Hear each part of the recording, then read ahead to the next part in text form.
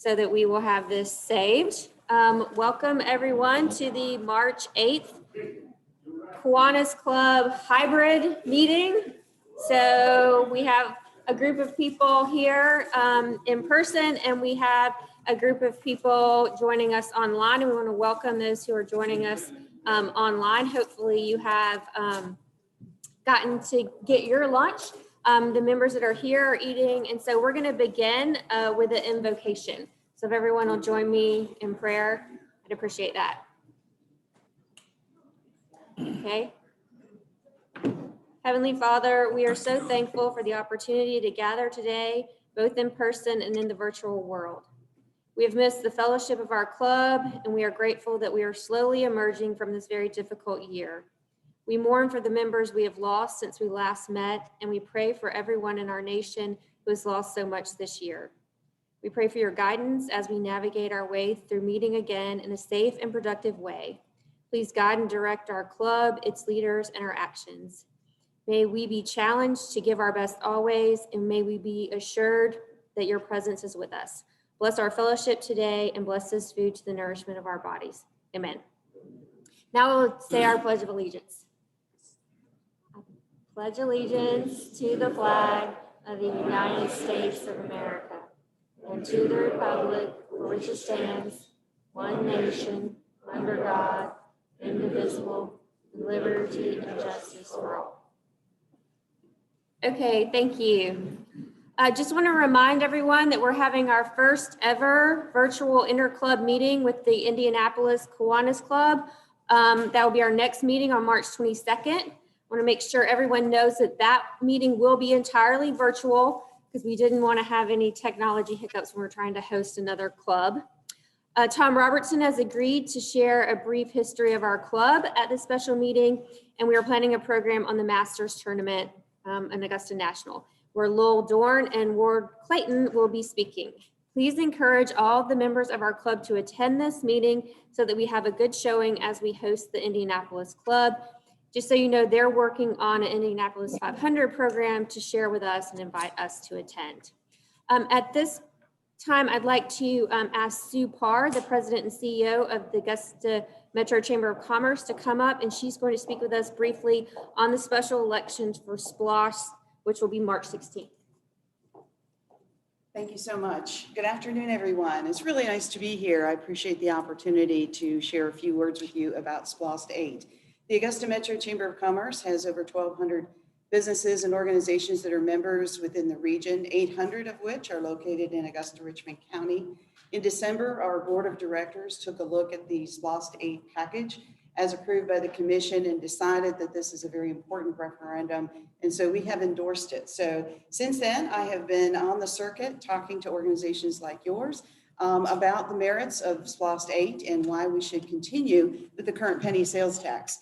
You have a handout at your table. If you don't, I can get some more. There might be some others on the tables, but I just want to spend just a few minutes going down through some of the items on the SPLOST 8 package list. If you have not voted yet, early voting has started, but election day is March 16th, so we hope that you will go to your regular polling places if you live in Augusta-Richmond County and cast your vote.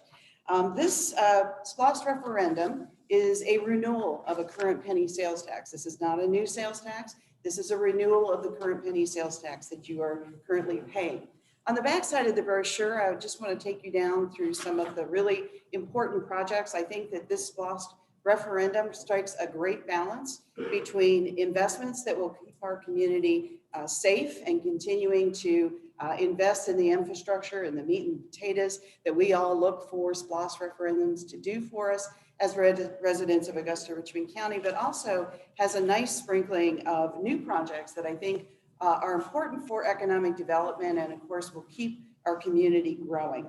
The entire referendum tips out at about $250 million over 5 years. The current SPLOST 7 is due to expire at the end of this year. So again, these collections would hopefully start in 2022 and continue with the current penny sales tax.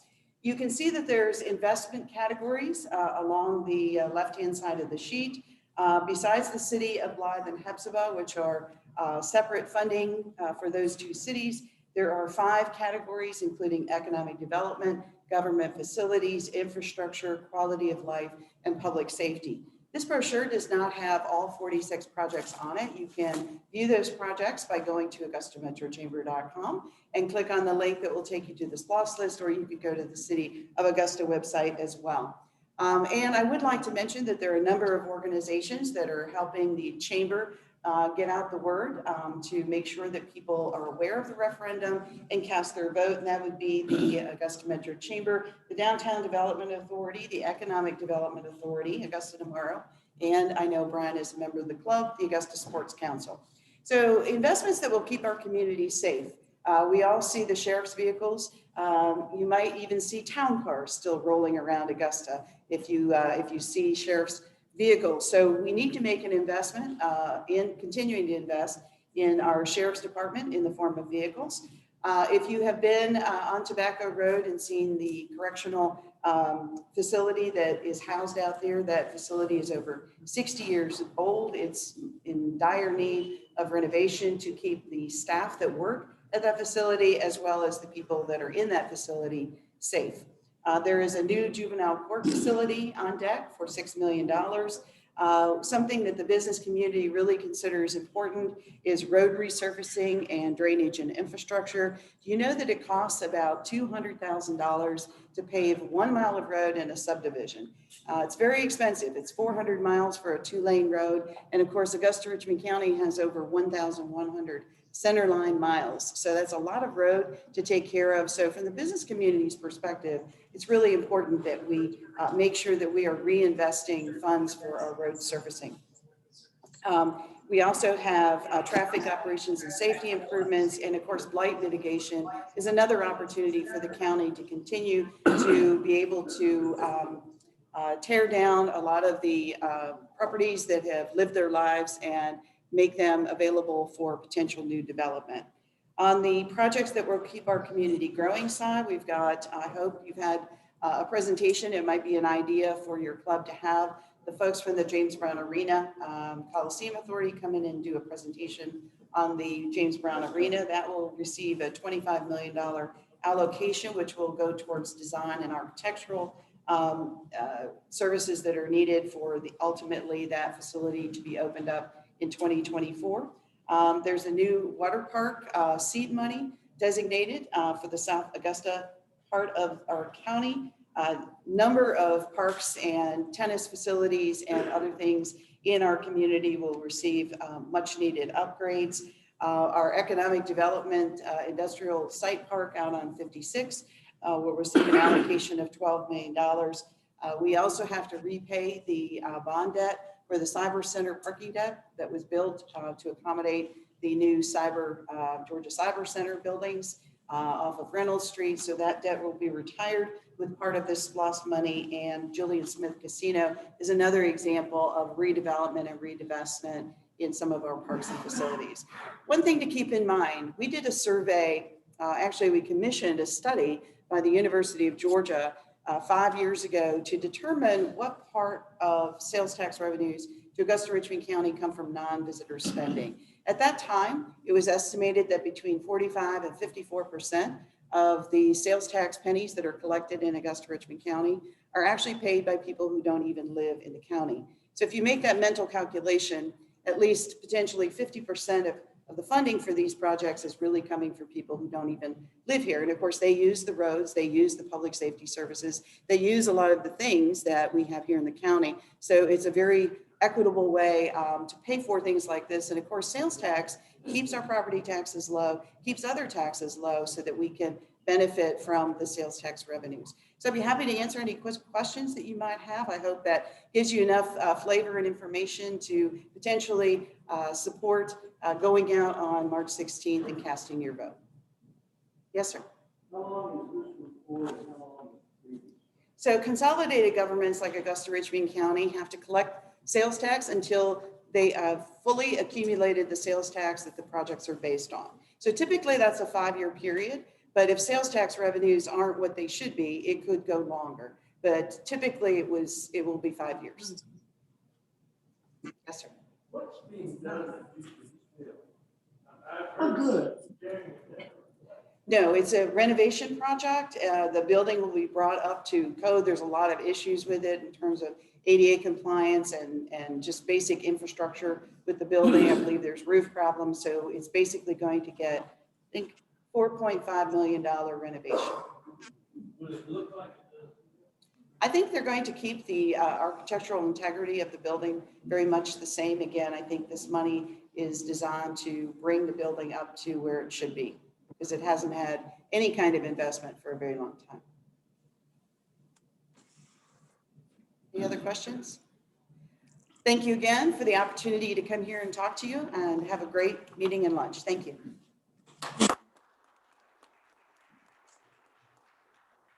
Thank you, Sue. Now we're going to have our history lesson. So did everyone know that today is International Women's Day? Perhaps you saw it on your social media. International Women's Day is a United Nations sanctioned global holiday, and it takes place on March 8th every year to celebrate the social, economic, cultural, and political achievements of women. The day also marks a call to action for accelerating gender parity. International Women's Day started in America in 1909 when Americans took to the streets to honor garment workers who had protested against inhumane working conditions the year before. They called it National Women's Day, and it took place on February 28th. The following year, the Social International Group established Women's Day in Copenhagen and celebrated the working for women's rights and universal suffrage. In 1911, Austria, Denmark, Germany, and Switzerland celebrated the first International Women's Day on March 19th. More than 1 million people attended rallies focused on suffrage, representation, education, and workers' rights. Over the next few years, more countries in Europe marked the holiday on March 8th. But it wasn't until March 8th, 1975, when during the International Women's Year, the United Nations celebrated it as an official holiday. Since 1975, the holiday has gained awareness around the globe as a way to recognize women. The International Women's Day theme for 2021 is #ChoosetoChallenge, which highlights the importance of challenging biases and misconceptions in the interest of creating a more inclusive and gender equal world. The United Nations also issued a 2021 theme, Women in Leadership, Achieving an Equal Future in a COVID-10 World. The women stand at the front lines of the COVID-19 crisis as healthcare workers, caregivers, innovators, and community organizers, and some of the most exemplary and effective national leaders in combating the pandemic. The crisis has highlighted both the centrality of their contributions and the disproportionate burdens that women carry. This year's theme celebrates the tremendous efforts of women and girls around the world in shaping a more equal future and a recovery from the COVID-19 pandemic. So happy International Women's Day to all our women attendees, both in person and virtually.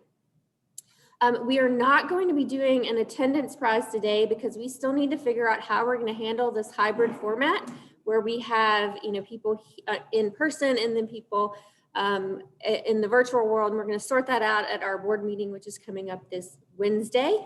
That's just one of the many kinks that we're trying to get straightened out before we move fully to this virtual format. At this point, we are going to turn the program over to Troy, who's going to introduce our speaker, and then we're going to have to switch out computers so that maybe for those of you watching virtual, there may be a little pause there.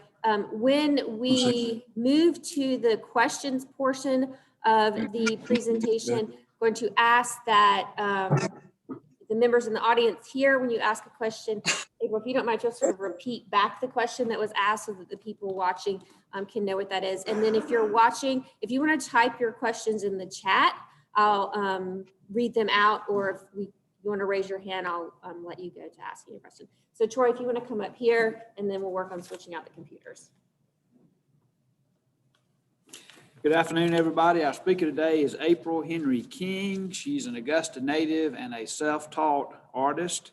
After studying communications at Augusta University, she started her own art business, making custom art pieces of various stripes for different people.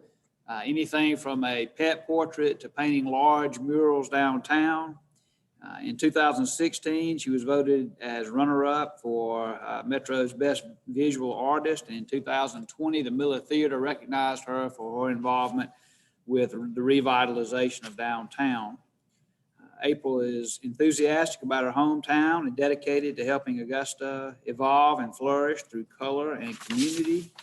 She uses her bright strokes and energetic palette in hopes that her art will evoke emotion from the viewer. She wants you to feel as much pride and appreciation for our city as she does through seeing our town through her perspective. So please give a warm Kiwanis welcome to April Henry King.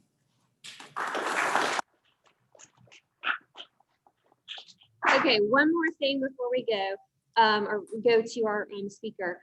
I am a part of the reopening committee, and one of the things that we request is that if you are done eating your meal, we ask you to put your mask on, because I'm promising the people who are reluctant to come back that we are going to be practicing very safe practices. So I would encourage you to do that so that I can honestly tell all the members who are concerned that we are doing that. So now we're going to switch over to the computer. If you want to take this, April.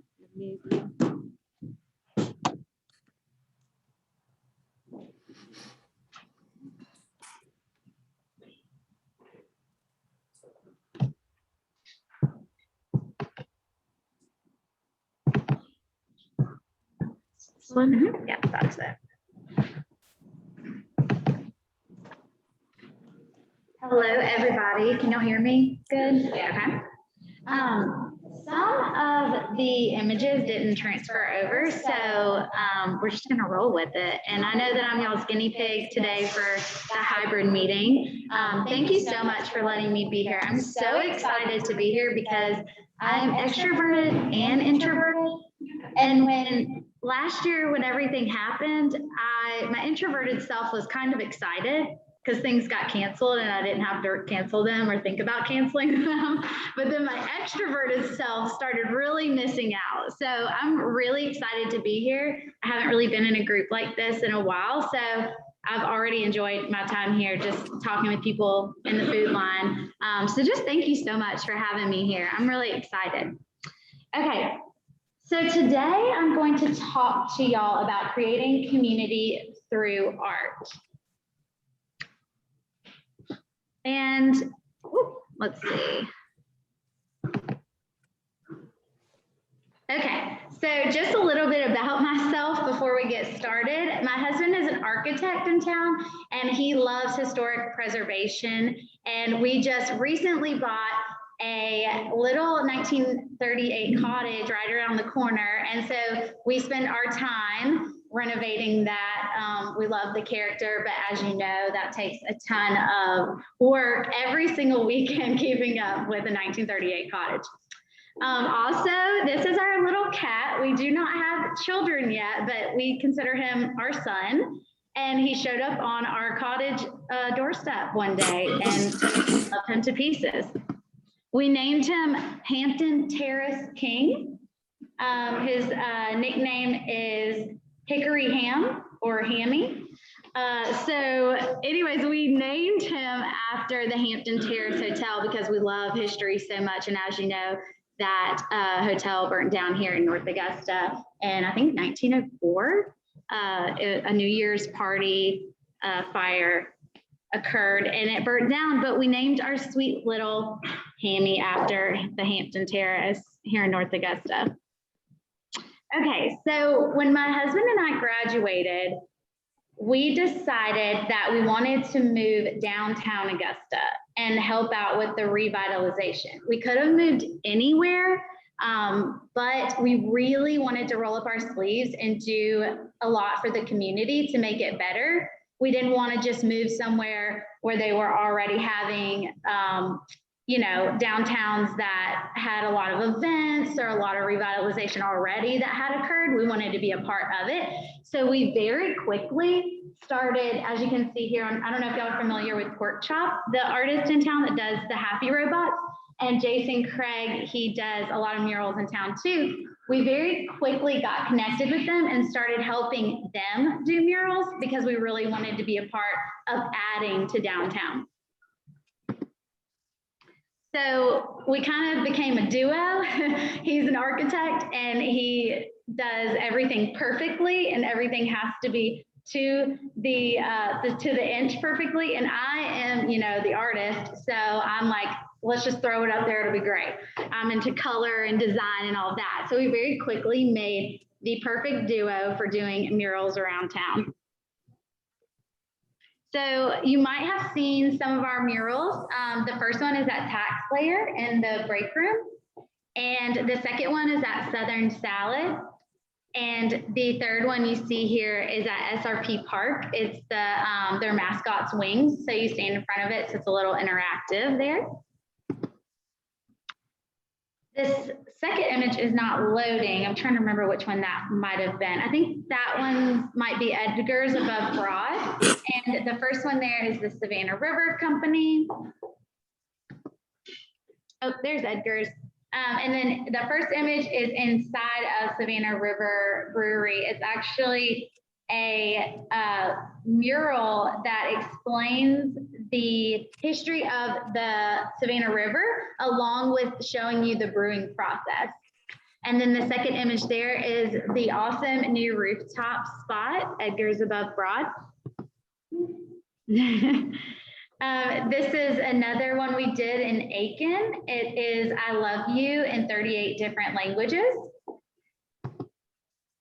I also do pet portraits, as Troy mentioned.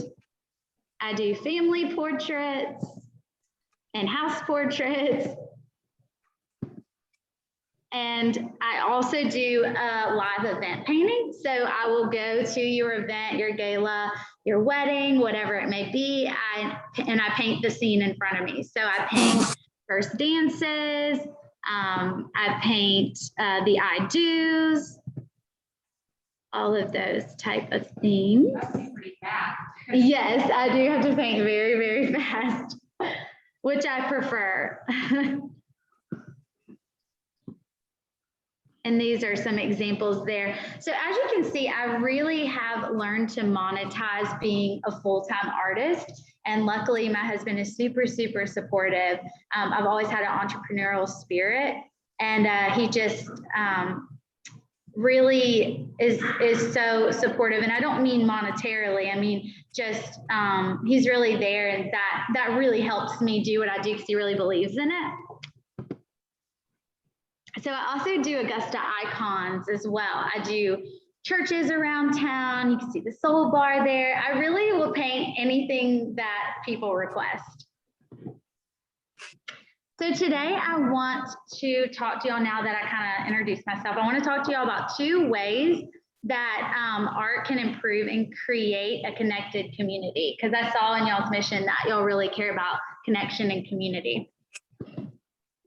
Okay, so the first reason is it boosts pride and gratitude. So as you can see here, this is what's known as Artist Row on Broad Street. And I love this example because it just shows that whenever you have people that care about their storefront, and that might be because they're adding flowers, that might be because they have a fresh paint job out front, it might be because they have a mural on the side of the building. Whenever you put effort into your storefront or your business, whatever it may be, your house, whatever, this ripple effect happens where your neighbor thinks, and I don't mean in a keeping up with the Joneses way, I mean in a very positive way. You begin to do this thing where it creates a pride in your environment. And if you're looking at beauty and you're looking at flowers and you're looking at a fresh paint job on the door, anything that just shows that someone lives here and cares, this beautiful ripple effect happens. And Artist Row is such a perfect example of that, because you have these areas of downtown, and I'll focus a lot on downtown today because, like I said, we moved there downtown in a loft above Farmhouse Burgers. It was very fun. We gained 15 pounds, but I digress. Okay, so we love downtown so much. And if you notice downtown, there's these areas on Broad Street that you can tell that each business, it'll be probably 6 or 7 businesses in a row, and they really thrive. And that reason is because subconsciously, when you notice that there's a mural, or you notice that there's freshly planted plants, or just a blown off walkway in front of the storefront, you subconsciously know that someone's there and cares about that space. And we don't even realize it, but being around that, we begin to better our environment and our space and our storefront, or whatever it may be. So I love that example. And there's a few others downtown as well. Like here's the cutest artist in town. She's 16 years old. She's so talented and adorable. Her name on Instagram is Artsy Roo. I believe her real name is Riley. And she helped down in, this is actually an example in Aiken, where a lot of the storefronts there have a lot of color and vibrancy going on, and that ripple effect just continues to go on there. And here what she's doing, and what I love, is that she's using art to help this dog. I wonder if it's a dog bakery, I think. But anyways, what she's trying to do is she's trying to get, you can see the 3 dogs out front. She is doing chalk art to show the dogs that need to be adopted.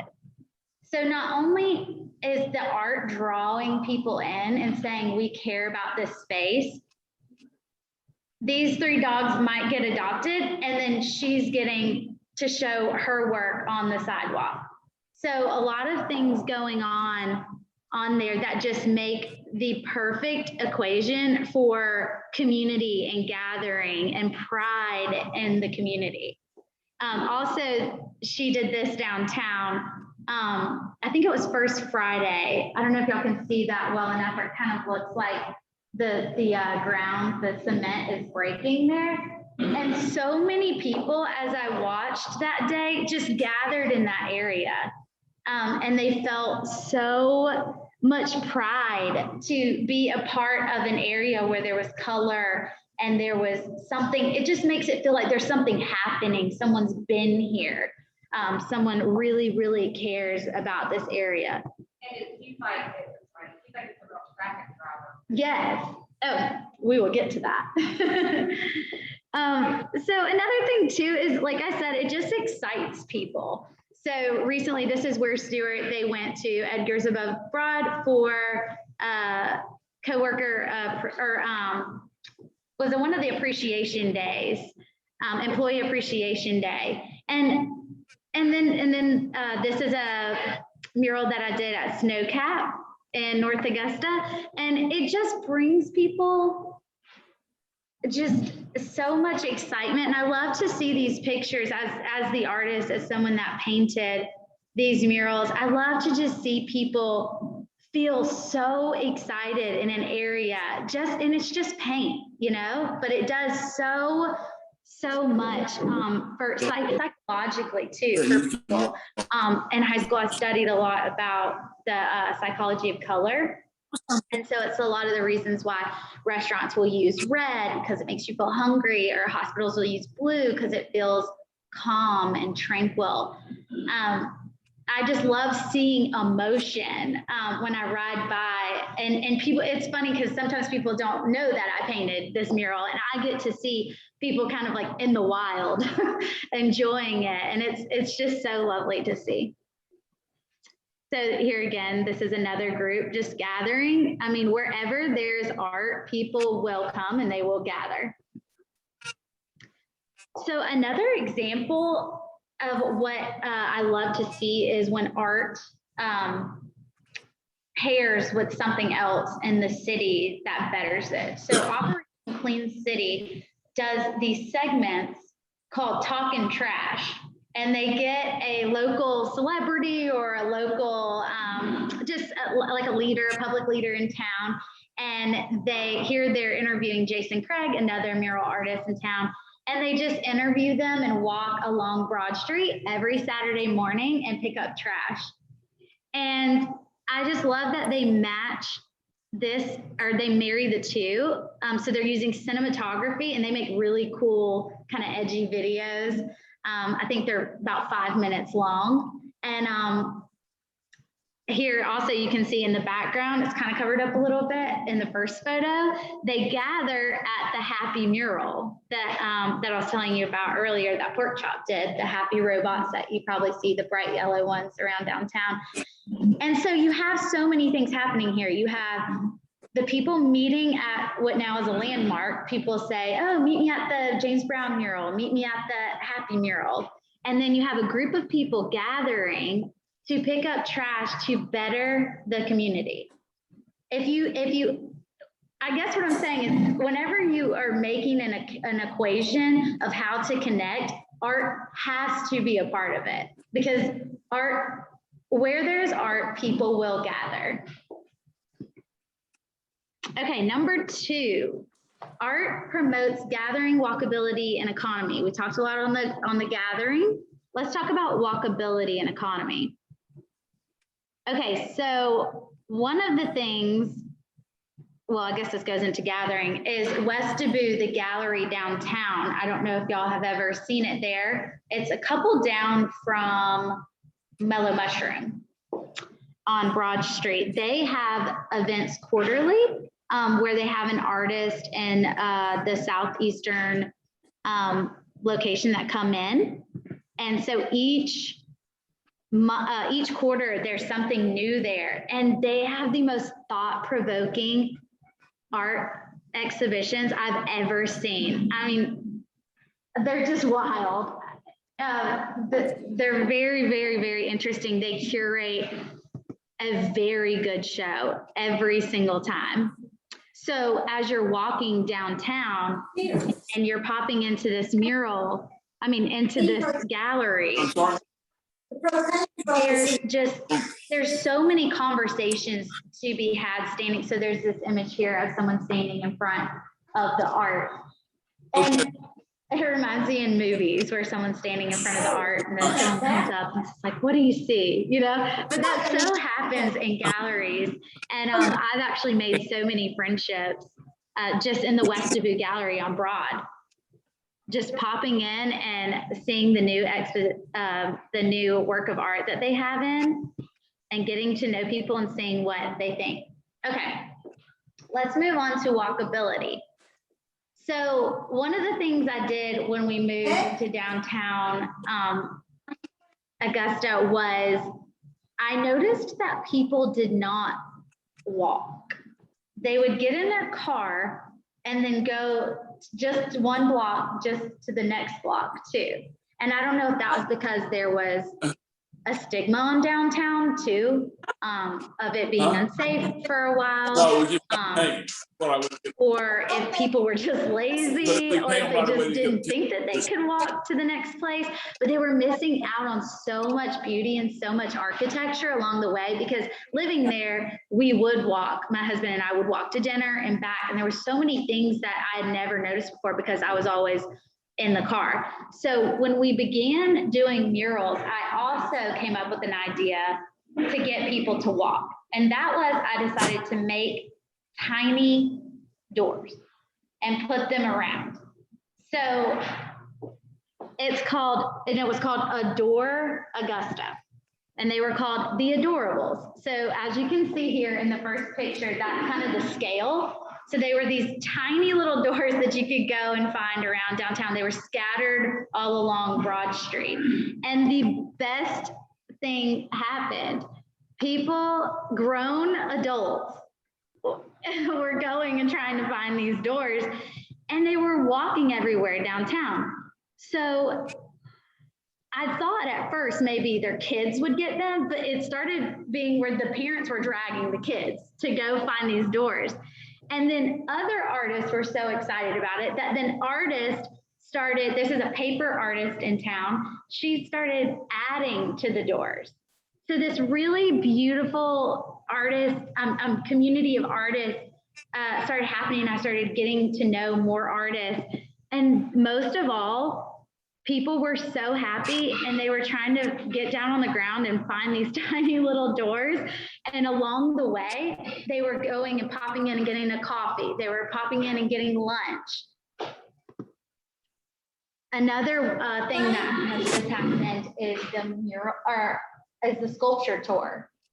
So you can go to the sculpture tour website for Augusta. So these are 4 of, I think they have 13 on the trail, downtown Augusta. So now you can walk around and find these, and they actually have the map on their website. Also, there is a blog in town. I will have to get y'all that link that shows you where all the murals are in town too. So this is really getting people out and about and seeing what there is downtown on the way to find, if it's a tiny door or if it's a sculpture or whatever it may be. And what's happening is that if you're a business owner in this room, is that when people are walking around, like I said, it boosts the economy, because when this James Brown mural came up next to Laziza's, people were going downtown just to see the mural. But then you better believe Laziza's, everyone was eating there for lunch, or whoever came for breakfast or dinner or whatever it may be. They were occupying these shops and spending money there. So around the corner too is Vance's Bakery Bar. I don't know if y'all have heard of that. It's opening soon, and it's boozy cupcakes and cocktails. So y'all can see me there. But they're across from this mural. And that is definitely going to drive foot traffic to their place and setting them up for more success. So here's an example of that. I went to go see Pork Chop's new mural downtown near Field Botanicals, a shop downtown. And when I went just to go see the mural, but of course, the mural is right next to the door of Field. So in my hand, you can see there is a bag, because I definitely had to go inside. And then I had to go to the Augusta Candle Shop. So you can see how this, as a business owner, this art is really economically working out for you. Okay, so now I want to talk about just 2 ways that you can become connected through art in the community. And one of those things is you could do a date night or a girls' night, boys' night, whatever you want to do. Because West Taboo, the gallery I talked about earlier on Broad, does a West Taboo 10 every single month. So they basically gather 10 of the best events, art events going on in town, and then put them on their website. So they've done all the work for you. I don't want to hear there's nothing to do in Augusta, because they've done it for you here. And you can pick 1 or 2 of the things. And I would encourage you to take your wife, take your friend, whoever, and go to one of these events. You're supporting the arts. And also, I guarantee you, if West Taboo is involved, you're going to have a very thought-provoking conversation. Okay, number 2, I would encourage you to offer an artistic experience.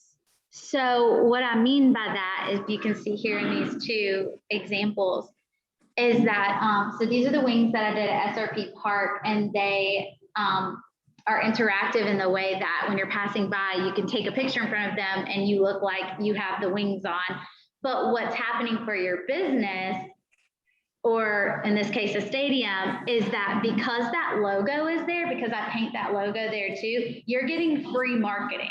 So every single time someone walks by and takes a picture of this for their Instagram or their Facebook or whatever, and they post it or send it to a friend, that friend is also seeing that logo there. So you can also hashtag this. Sometimes I'll paint even a hashtag there so they know how to hashtag it. So that means that you're showing up, your business is showing up on the feed.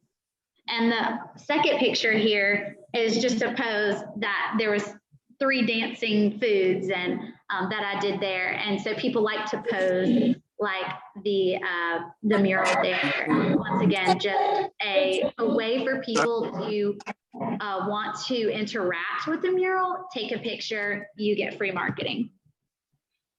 So another example of that is the new Minghua on Wrightsboro Road had me do a mural, and we made sure to put that logo in there for when people take pictures in front of it. And put it on. The second one is an interactive mural at Edgar. Sorry if that's blocking it there. But basically someone tilts the glass and then you've got Edgar's on the glass. People are posting it and they say, I want to go to Edgar's. Okay, another way you can do this is in your home. So you can create these artistic experiences, not even just for your business, but just a place, just creating these moments, because like I said, and I want you to take this, phrase away with you today, is that wherever there is art, people will gather, and there you have that connectivity and that community. So if it's a mural on your back fence, this is a fireplace I did at my friend's house. I have no idea how her husband approved of that, but he did. We did it. So yeah, and people love, this is actually my home. I painted a mural in our front TV room. And people love to come over and they say, April, can I come over? I just want to see the mural. And because people love color. And I'm thinking, well, do you want to see me? But they love to come over to see the mural. Wherever there is color, people will show up. This is an Airbnb in town, and it's a mid-century theme. And so I did like a little mid-century postcard there on the wall to go along with their theme, because again, business-minded. People that rent Airbnbs really like photo opportunities these days, and they will put this online, and then guess what? Your Airbnb is getting free marketing as well. Okay, I hope that you guys enjoyed that, and if y'all need any information or have any questions, we'll get into questions in a minute, but if you need getting in contact with another artist in town, or if you want to implement these things in your business, definitely let me know. And if I'm not the one for you, I will point you in the right direction. I think now we can do questions. If that's good. Okay.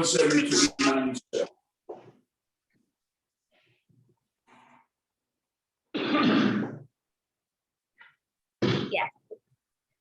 Georgia or going to Georgia? That's where we live. But yeah, we just come here last week. Okay, so someone asked how much are pet portraits. Those are very popular. So on my website, I can, if you put your email in there, I can send you prices, because it all depends on the type of pet and the size. But what I do is I do a flat rate for a standard size. So depending on how many dogs are in the portrait, sometimes people want 2, sometimes just 1. So it all depends. But once you send me the picture of your animal, then from there I can give you a set price on pricing. Yes. Would you do it from a photograph, or do you need to see the animal first? He asked if I do it from a photograph or if I need to see the animal in person, and I do it from a photograph because they're a little squirmy, so I need them to be still. Yeah. Do you know how much we paid? 120 something, I think. Oh, really? But how far was it down? Do you know? I think it was about the same. That is quite a bit. Well, look at gas. Yeah. How does it work where you have, obviously I think that's something businesses downtown should want to be a part of and everything. Is it something that will be changed frequently, or how does it work? Is there an organized tour of it, or? Okay, so someone asked, is it hard to organize murals and artwork downtown? And what's that process kind of like? And is there a tour? Okay, so I don't find it hard to organize it. I have heard that other artists kind of find issue with that, but I wait for the business or the person with the wall to come to me. But some people have a vision for a wall, and they have to kind of scramble and find the owner of the wall, and get all kinds of permission and them to accept the design and all of that and stuff. So in those ways, it can be tricky. But I think that business owners are realizing how marketable this is. And it's almost a necessity at this point, to have something colorful and exciting going on. So I'm noticing that for me personally, it's very easy because people are reaching out and really wanting it to get going, and they're trusting too that I know what type of content to put on the wall, and what's going to work. There are not tours set aside yet for murals, but there are self-guided tours. I'm not sure if, because of what happened last year, that maybe that was in the works for a tour, but people didn't want to gather and things like that. So there are some self-guided ones. Yes, Jeff. So have you done any really dangerous murals? Were you really scared? And so like, what was your most dangerous, scary mural? Oh my gosh. Well, okay. So I used to be a cheerleader in high school, and sorry, someone asked, what's the most dangerous mural, or am I scared to do murals? I was a cheerleader in high school, and I was the flyer, the one they threw up, and they dropped me a lot. So I am actually afraid of heights. So I'm scared at every mural, but I just push through it and do it because the aftermath just gives so much vibrancy and excitement to the city that I just push through. Yes. Do you know of any murals that are in the works right now, downtown that you're working on? So I'm not working on any downtown right now. I am working on one in Waynesboro, actually, in their downtown, because cities are realizing, especially downtowns, that for tourism, it's really big to have a mural. So if I do since I'm doing a mural in Waynesboro, people are actually going to drive to Waynesboro, get lunch, and hang out there just to take a picture in front of the mural. So it works really great that way. As far as downtown Augusta, I have seen Pork Chop, and I don't know if it's I can't remember the other artist. I think they're working on a series of Ellis Street murals I've seen recently, with very motivational little like 3-4 worded quotes. So be on the lookout for those, because they already have 2 up, and they're very, very positive and bright. Okay, great. Okay, thank y'all so much.